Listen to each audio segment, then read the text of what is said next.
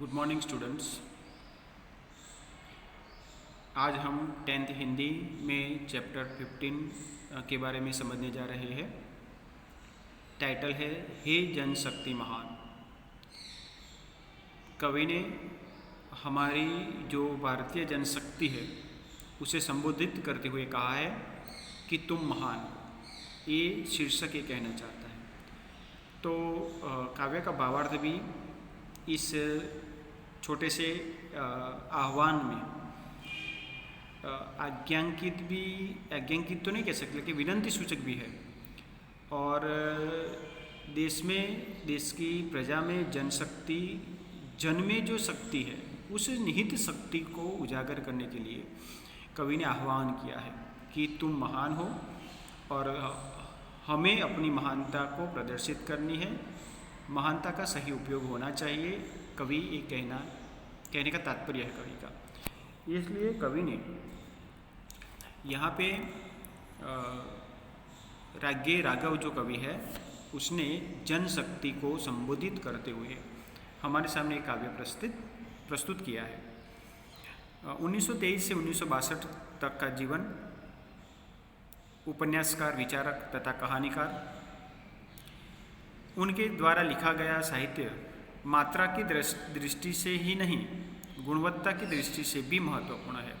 यानी कि संख्या भी ज़्यादा है और गुणवत्ता भी, क्वालिटी और क्वांटिटी दोनों में कवि का कार्य अद्भुत है। राघव ने इतिहास, समाज और व्यक्ति की मनोवृत्ति का चित्रण करते हुए उनके उपन्यास तथा कहानियाँ लिखी हैं। तो ये अनेक उपन्यास जो लिखे हैं, उपन्यास यानी नॉवेल, तो वो उपन्यास तथा कहानियाँ में उन्होंने, यहाँ पे देशभक्ति की बात भी आती है, राष्ट्र प्रेम दिखाई देता है। इनमें मुख्य है रामानुज, गरुंदा, विषादमठ, लोई का ताना, पक्षी और आकाश, कब तक पुकारो, राई का पर्वत, जो गुजराती साहित्य में भी एक है राई का पर्वत, पथ का पाप, मुर्दों का टीला आदि।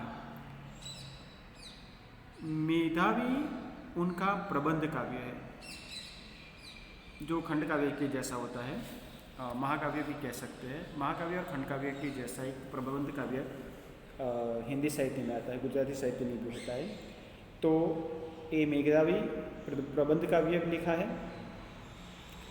और पिघलते पत्थर, राह के दीपक में उनकी कविताएं संकलित है। प्रस्तुत गीत में कवि राघव जी ने भारत की जनशक्ति को जगाने का आह्वान किया है।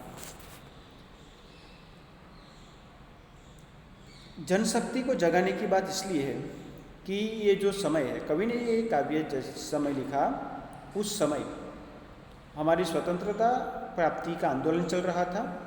और उस स्वतंत्रता प्राप्ति के आंदोलन में जिन्होंने अपने जीवन का त्याग और बलिदान कर दिया, अपने जीवन को त्याग दिया, जीवन समर्पित कर दिया, वैसे लोगों को, वो तो जागृत है ही, लेकिन जो लोग जागे नहीं है, जिन्होंने अपनी शक्ति को पहचाना नहीं है, वैसे लोगों को जगाने के लिए कवि ने काव्य लिखा था। और ये इस विराट जनशक्ति की चेतना द्वारा भारत में महाक्रांति लाना चाहते हैं, जिसके द्वारा एक ऐसे राष्ट्र का निर्माण करना चाहते हैं जहाँ लोग अमन चैन से रह सकें, शांति से रह सकें, भाईचारा बना रहे। और कवि ने भारतीय जनशक्ति को नवयुग का अग्रदूत बताया है। नया युग और उसका निर्माण करने की बात हमारे भारतीय जनशक्ति से ही उसकी शुरुआत होनी चाहिए, ऐसा कवि मानते हैं। और इसलिए कवि ने यहाँ पे ये काव्य हमारे सामने इसलिए रखा है कि हम भी हमारे देश के लिए कुछ कर सकने की ताकत रखते हैं और रखनी चाहिए। हमारे में भी राष्ट्र प्रेम आए और हम भी एक सच्चे और अच्छे राष्ट्रभक्त बन सके। इसलिए कवि ने ये काम किया है अपने, यानी साहित्यिक योगदान द्वारा राष्ट्र प्रेम को भी यहाँ पे बताया गया है। तो कविता को पढ़ते हैं, सुनते हैं, समझते हैं। हे जनशक्ति महान, जागो और जगाओ, हम पृथ्वी पर स्वर्ग बनाएंगे, हम दुनिया नहीं बसाएंगे, हम महाजागरण गर्जन कर अविराम चेतना लाएंगे। हे मजदूर किसान, जागो और जगाओ, हम जलती आग बुझाएंगे, मानव संतोष जगाएंगे, हम ज्योति लिए उन्नति पथ पर अविरत बढ़ते ही जाएंगे। हे जन गौरव प्राण, जागो और जगाओ, हम श्रम का वंदन करते हैं, मेधा का गायन करते हैं, हम मानव का निर्माण अमर लखकर सुख गर्जन करते हैं। हे जीवन अभिमान, जागो और जगाओ, हम हैं नवयुग के अग्रदूत, हम हैं नवयुग के अग्रदूत, हम काल जलधि नाविक अभूत, हम साम्य दीप के नव प्रकाश, हम विजयोन्मादी क्रांति पुत, हे प्रदीप्त गतिमान, जागो और जगाओ। तो यहाँ पे कवि ने विविध आह्वान के माध्यम से जनशक्ति को, महान तो है लेकिन महानता भी, उसकी पहचान भी होनी चाहिए। जब तक व्यक्ति को अपनी आंतरिक शक्ति के बारे में पता नहीं होता है तब तक वो महान कार्य नहीं कर सकता। इसलिए उसकी महानता को भी वो पहचान सके, ये काम कवि ने यहाँ पे किया है। हे जनशक्ति महान, जनशक्ति तुम महान हो और उस महानता को हमें बताना है। जागो और जगाओ, यानी कि तुम भी जग जाओ और दूसरों को भी जगाओ। एक व्यक्ति पूरे देश के लिए कुछ नहीं कर सकता है, लेकिन उसके अच्छे विचारों को पूरे देश के लोगों में फैलाने की बात, इसलिए कवि कहते हैं कि हमें भी जागना है और दूसरों को भी जगाना है। किस लिए जगाना है? तो हम पृथ्वी पर स्वर्ग बनाएंगे, पृथ्वी को स्वर्ग जैसा बनाने के लिए जागना है। भगवान ने हमें ये इस पृथ्वी को ही स्वर्ग बनाने के लिए भेजा है। यानी कि हम जो स्वर्ग और नर्क की ये जो मान्यताएं रखते हैं, कवि ऐसा मानते हैं कि स्वर्ग और नर्क पृथ्वी पे ही है, कवि की मान्यता है। और कवि ये कहना चाहते हैं कि हमारा जो अच्छा जीवन है, हम सुख में है, खुश है, तो ये हमारे लिए स्वर्ग है। और हम अच्छा कार्य कर सकते हैं, हमारे विचार अच्छे हो सकते हैं, और मन, कर्म और वाणी तीनों से हम अच्छी तरह से है तो ये स्वर्ग जैसा ही बन जाएगा। तो पृथ्वी को स्वर्ग जैसा बनाने के लिए कवि कहना चाहते हैं कि बनाएंगे, हम दुनिया नहीं बसाएंगे, और नई दुनिया नए विचारों के माध्यम से, नए कार्यों के माध्यम से कुछ ऐसा नया करना है कि जिससे नवजागरण, नवजागृति बन सके, हो सके। और हम महाजागरण गर्जन कर, महाजागरण का गर्जन करना है, गर्जना करनी है महाजागरण की। और ये जागरण कैसा है कि विश्व में हमारा देश भी, यहाँ पे कवि ने देश तक सीमित नहीं है, वो उसकी लिमिट विचार के पूरी पृथ्वी को, दुनिया को ले लिया है और महाजागरण करना है। यानी कि जब तक ये काम पूरा नहीं होता नवजागृति का, तब तक हमें काम करते रहना है। तो ये गर्जना हमें करके अविराम चेतना लाएंगे, सतत चेतनशील रहना है, कॉन्शियस। तो ये कॉन्शियसनेस जो है वो होनी चाहिए। हमें एक जड़ पत्थर की तरह नहीं रहना है। हमारी प्रजा, भारतीय प्रजा के लिए जो एक मान्यता है कि भोली भाली प्रजा, गरीब प्रजा, अज्ञान प्रजा, अनपढ़ प्रजा, तो ये सब सिंबल हमारे पे लगे हुए हैं, उसे हमें हटाना है। तो एक चेतनता हमें आए और उस चेतनता को हमें सतत अविरत चालू ही रखना है। यानी कि जागने के बाद ही ये हो सकता है, तो पत्थर जैसा नहीं बनना है। हे मजदूर किसान, हमारा देश ज़्यादातर मजदूर और किसानों का देश है, पहले से कृषि प्रधान देश कहलाता है ना, इसलिए कि हे मजदूर किसान, सबसे ज़्यादा ये लोग हैं उस वक्त भी, आज़ादी की प्राप्ति के समय भी ये लोग सबसे ज़्यादा थे। तो जागृति फैलाने का काम इस लोगों में है सबसे ज़्यादा, क्योंकि उसमें जागृति नहीं, अनपढ़ थे ज़्यादातर, इसलिए शिक्षित नहीं थे। तो ये शिक्षा के अभाव से ये जो नया काम करने की बात है, पृथ्वी को स्वर्ग बनाने की बात है, दुनिया को स्वर्ग बनाने की बात है, देश को अच्छा बनाने की बात है, तो ये अच्छे विचारों के लिए जागृत नहीं थे। तो इसलिए कवि ने पर्टिकुलर मजदूर और किसान को संबोधित करते हुए कहा है कि तुम जागो और जगाओ, हम जलती आग बुझाएंगे। जलती आग यहाँ पे कौन सी है? संघर्ष रूपी जलती आग, समस्याएं रूपी जलती आग। जो समस्याएं हमारे सामने, पराधीनता की समस्या, गुलामी की समस्या, गरीबाई की समस्या, बढ़ती आबादी की समस्या, आर्थिक समस्या, सामाजिक समस्या, धार्मिक समस्या, कुंभवाद है, धर्मवाद है, ऊंच नीच के भेदभाव है, ये जो सारी समस्या है, बुरे रिवाज है, कुरिवाज जिसे हम कहेंगे, तो ये सब समस्याएं है, ये हमारे लिए जलती आग है। तो ये जलती आग को हमें बुझाना है, मानव संतोष जगाएंगे, और ये सब बुराई को हटा के हमें अच्छाई को लाना है। एक ही वाक्य में कहे तो बुराई को हटाना है और अच्छाई को लाना है, समस्याओं को हटाना है और समस्या का सामना करना है। इसलिए मानव संतोष जगाएंगे, तभी हमें मानव संतोष होगा कि मानव को मानव कहने के योग्य वो होना चाहिए, मानव को मानव बनना है, ये भी काम करना है।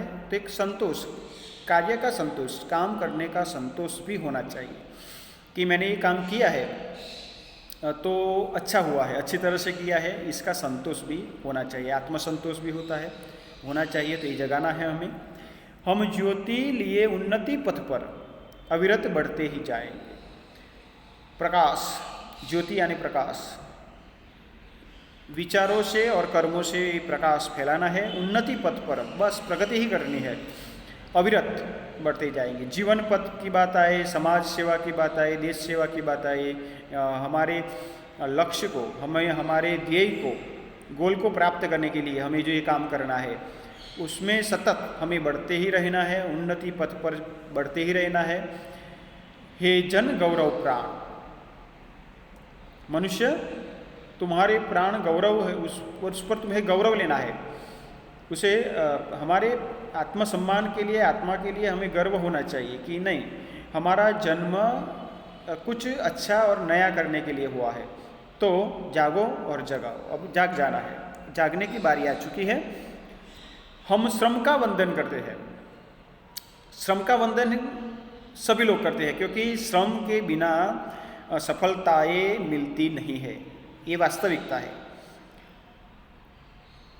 बस बोलते ही रहने से कुछ नहीं होता है, यहाँ पे बताया गया है। कवि कहते हैं कि हम श्रम का वंदन करते हैं, जो भी परिश्रम करेगा उसको मान सम्मान मिलेगा ही, उसे किसी जगह पे जाके बोलने की ज़रूरत नहीं है, क्योंकि काम सबको दिखाई देता है, काम बोलता है, हमें बोलने की ज़रूरत नहीं है, हमारा कार्य ही बोलेगा। तो इसका भी वंदन यानी कि उसे भी मान सम्मान मिलेगा। मेधा का गायन करते हैं, यानी कि बुद्धि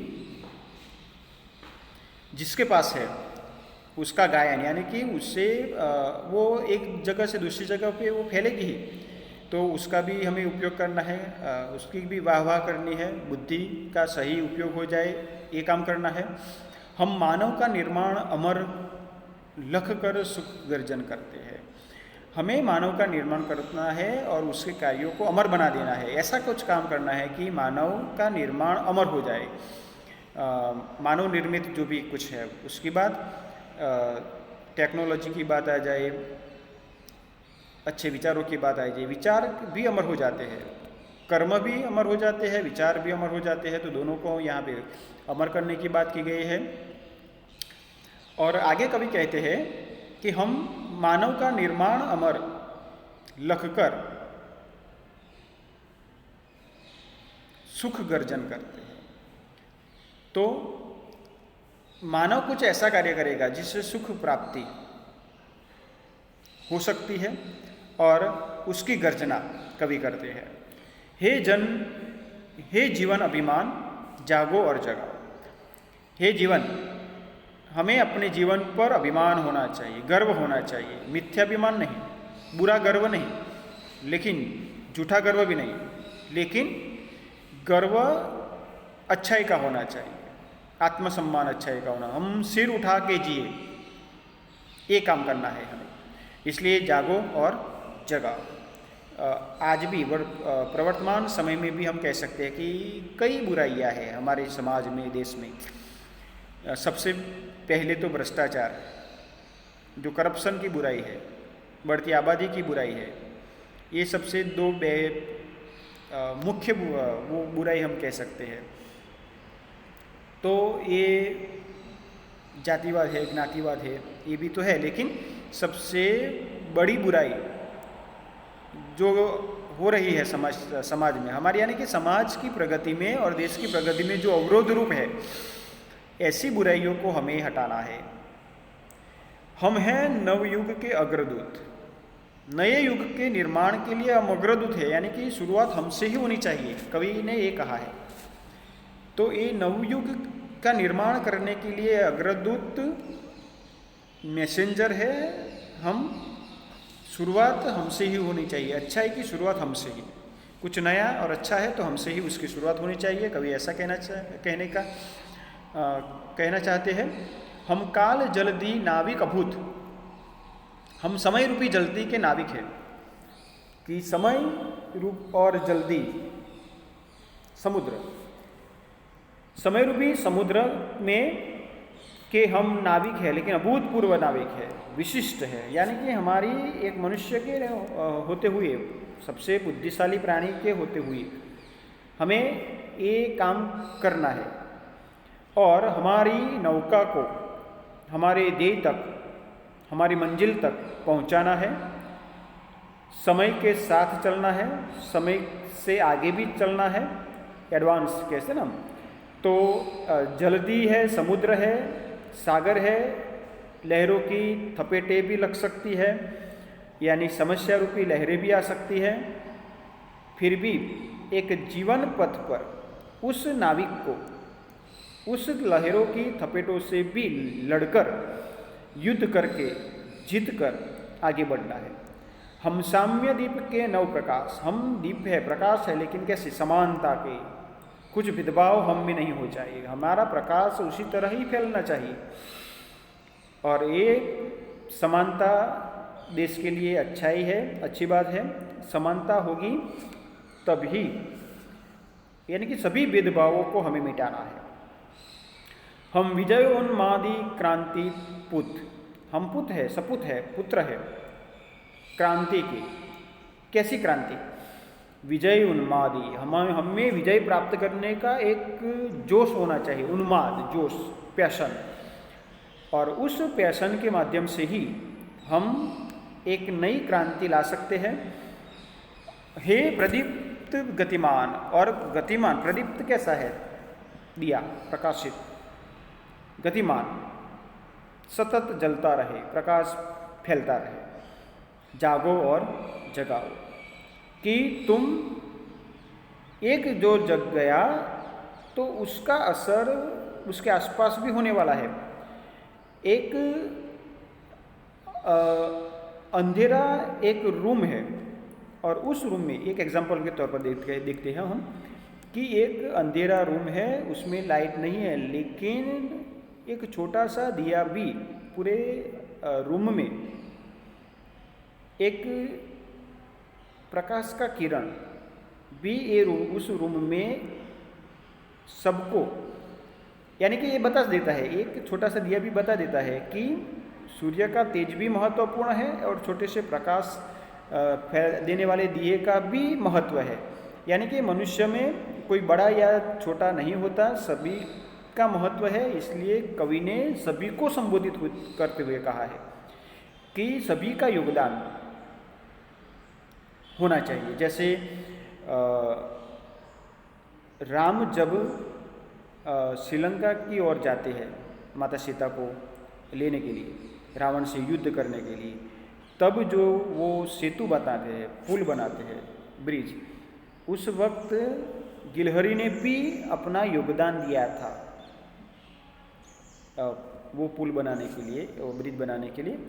तो ये सेतु जैसा कि कहते हैं ना हम राम सेतु, तो उस वक्त छोटी सी गिलहरी ने भी ये काम करके दिखाया था कि नहीं, अच्छा काम हो रहा है तो उसमें हमारा योगदान होना ही चाहिए।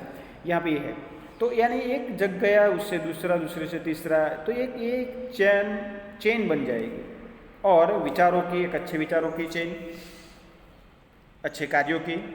तो शुरुआत, ज़्यादातर लोग ऐसा मानते हैं कि हम क्या कर सकते हैं, एक से क्या होगा, नहीं, शुरुआत होनी चाहिए। बस तैरना है तो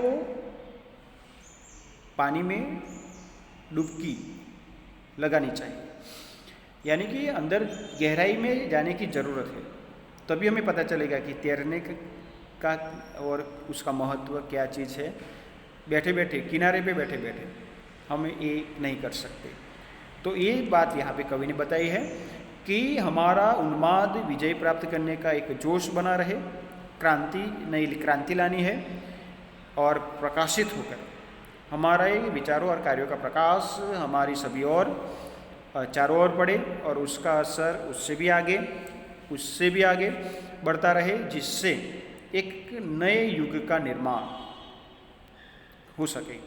इसलिए कवि ने एक आह्वान यहाँ पे हमें करते हुए कहा है कि जो भी समस्या है उसको दूर करने के लिए हमें जागना ही होगा।